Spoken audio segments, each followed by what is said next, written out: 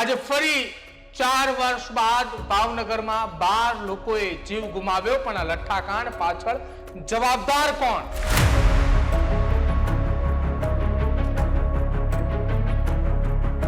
અને આ જીવલેણ લઠ્ઠાકાંડમાં મૃત્યુઆંક એ હવે વધીને 13 પર પહોંચ્યો છે.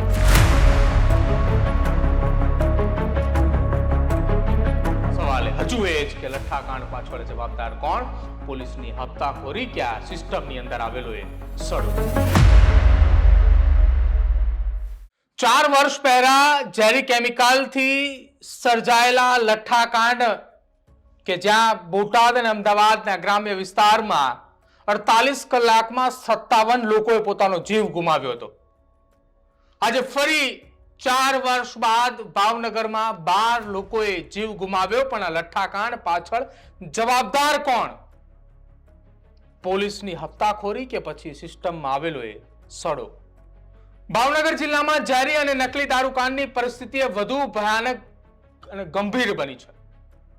હોસ્પિટલમાં સારવાર લઈ રહેલા દર્દીઓ એક બાદ એક દમ તોડી રહ્યા છે, અને આ જીવલેણ લઠ્ઠાકાંડમાં મૃત્યુઆંક એ હવે વધીને 13 પર પહોંચ્યો છે. ભાવનગરની સરટી હોસ્પિટલમાં લઠ્ઠાકાંડમાં 5મા દિવસે સારવાર હેઠળ રહેલા 3 દર્દીઓના મોત થાય છે, જેમાં અવિનાશ પરમાર, હાર્દિક કિલજી અને મુકેશ ડામોર નામના વ્યક્તિનું સારવાર દરમિયાન મોત નીપજે છે. વાત અહીંયા ઊભી નથી રહેતી. લઠ્ઠાકાંડના 6થા દિવસે પણ વહેલી સવારે એક વ્યક્તિનું મોત થાય છે. આ ઝેરી કેમિકલ યુક્ત દારૂના સેવનથી અત્યાર સુધી ભાવનગર શહેરની અંદર 13 લોકોના જે મોત નોંધાયા છે, જ્યારે આ 13 લોકોના મોત બાદ પણ હજુ દારૂ એ મળી આવે છે. નકલી દારૂ પીધા બાદ વધુ ગંભીર હાલતમાં જે સુરત વ્યક્તિને લઈ જવામાં આવ્યો હતો, કે જે સુરતના સંજય ડોડિયા નામના વ્યક્તિનું પણ સુરતની હોસ્પિટલની અંદર મોત નીપજ્યું છે. જ્યારે કેટલાક અસરગ્રસ્તોએ હજુ પણ જીવન અને મરણ વચ્ચે ઝોલા ખાઈ રહ્યા છે, અને બીજી તરફ આ કેસમાં મુખ્ય આરોપી સહિત કેટલાક બુટલેગરો પણ ઝડપાયા છે. મુખ્ય સૂત્રધાર રહીશ અંસારીને કોર્ટમાં હાજર કરવામાં આવ્યો હતો, કે જ્યાં પોલીસે 14 દિવસની માંગ એ રિમાન્ડની કરી હતી, જ્યાં 9 દિવસના રિમાન્ડ મળ્યા. અન્ય 13 જેટલા આરોપી હતા કે જેમના પણ 14 દિવસના રિમાન્ડ એ કોર્ટની અંદર રજૂ કરીને માંગ્યા હતા, કે જ્યાં 10 દિવસના રિમાન્ડ મળ્યા. પણ ભાવનગર ક્રિમિનલ બાર એસોસિએશન દ્વારા એક ઠરાવ પાસ કરવામાં આવ્યો છે કે આરોપી પક્ષે કોઈ પણ વકીલે પોતાનો કેસ નહીં લડે. દારૂ બનાવનાર ઉજ્જૈનનો એક ખાસ ડોક્ટર નરેન્દ્રસિંહ યાદવ, જેને બોલાવવામાં આવ્યો હતો, જે પણ મોતને ભેટી ચૂક્યો છે. નરેન્દ્રસિંહ યાદવે સારસ, ગણેશ અને અમન સાથે મળી ગૌતમ સોલંકીના નિવાસસ્થાન વર્તેજની અંદર મિથેનોલ યુક્ત દારૂ તૈયાર કર્યો હતો, અને આ દારૂ પીધા બાદ ભાવનગરની અંદર લઠ્ઠાકાંડ થયો. પણ સવાલ એ હજી ત્યાં ને ત્યાં ઊભો છે કે આ લઠ્ઠાકાંડ બાદ જવાબદાર કોણ? તમામ આરોપીઓએ ભેગા મળીને ગૌતમને ત્યાં જે દારૂ બનાવ્યો હતો, કે જ્યાં ઉજ્જૈનના રહીશ નામના વ્યક્તિ એ અમદાવાદની અંદર અલગ અલગ વિસ્તારોની અંદરથી મિથેનોલ, વ્હાઇટ લિક્વિડ સહિતના રોયલ સ્ટેગના સ્ટીકરો સહિત અમદાવાદની અંદરથી ખરીદી કરી. પણ 16 તારીખના રોજ બનેલી એ ઘટના કે જ્યાં ગુજરાતની અંદર અત્યારે હાલ ચર્ચાનો વિષય બનાવ્યો છે, અને ચર્ચાનો વિષય એટલા માટે કે જ્યાં આ ઘટના બાદ હવે ગુજરાતની અંદર ચર્ચાનો વિષય બન્યો છે. એ ચર્ચાનો વિષય શું છે?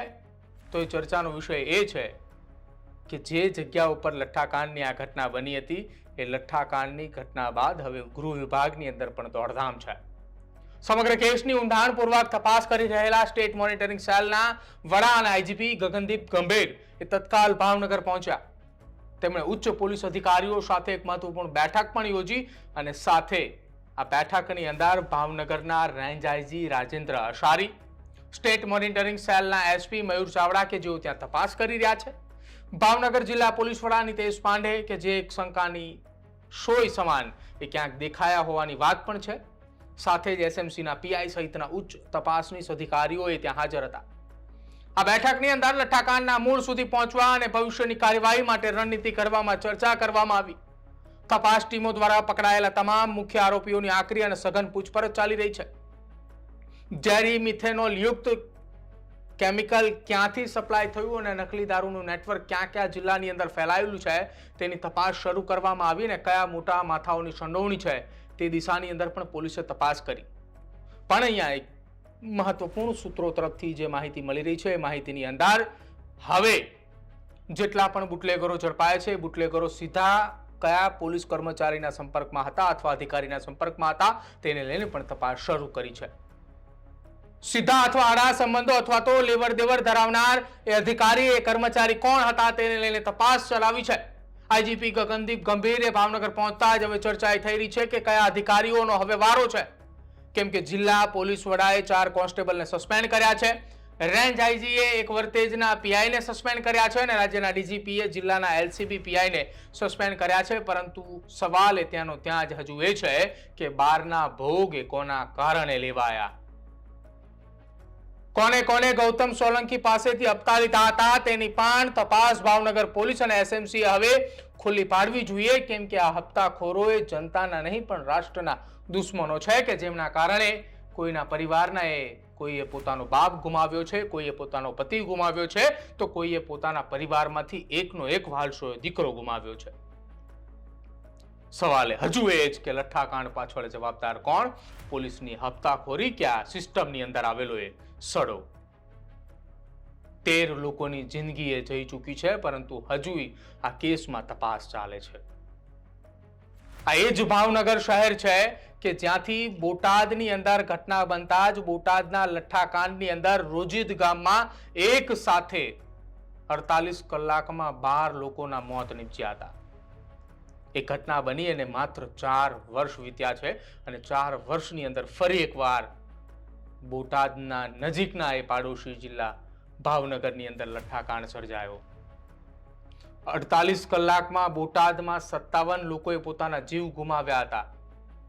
એ ચિચિયારીઓ હજુ પણ એ અમારા કાન સુધી આવી રહી છે કે જ્યારે અમે ત્યાં સતત 48 કલાક સુધી ખડે પગ્યા હતા. ફરી એકવાર ભાવનગરની અંદર આ સ્થિતિ, પણ સવાલો એનો એ જ કે આ લઠ્ઠાકાંડ પાછળ જવાબદારી કોની? એ અધિકારીઓની કે જે હપ્તાઓ લઈ રહ્યા છે કે પછી એ સિસ્ટમ કે જે હાલ સડેલી હાલતમાં છે? ખેડૂત ભાઈઓ છે ખેતરમાં ડ્રોન ઉડાવતા હોય છે ત્યારે આપણે એક પ્રશ્ન સતાવતો હોય છે કે જે આપણે અત્યાર સુધી જીપીએસ ટેકનોલોજીવાળા ડ્રોન વાપર્યા છે જેથી કરીને મોબાઈલ ટાવર છે અથવા તો હાઈ ટેન્શન લાઇન પસાર થતી હોય, કોઈ વૃક્ષો હોય, ત્યારે જે જીપીએસ ટેકનોલોજીવાળા ડ્રોન છે એમાં ટકરાય અને ટ્રેસ થાય છે. પણ એગ્રીઓન લાવ્યું છે જીએનએસએસ ટેકનોલોજી ડ્રોન, જેથી કરીને એ ડ્રોન છે એ કોઈ જગ્યાએ ટકરાય નહીં, પોતાની રીતે જ ડિસિઝન લે છે અને મૂવ થઈ જાય છે. જેથી કરીને જીએનએસએસ ટેકનોલોજી ડ્રોન છે એ વાપરવાનો આગ્રહ રાખો.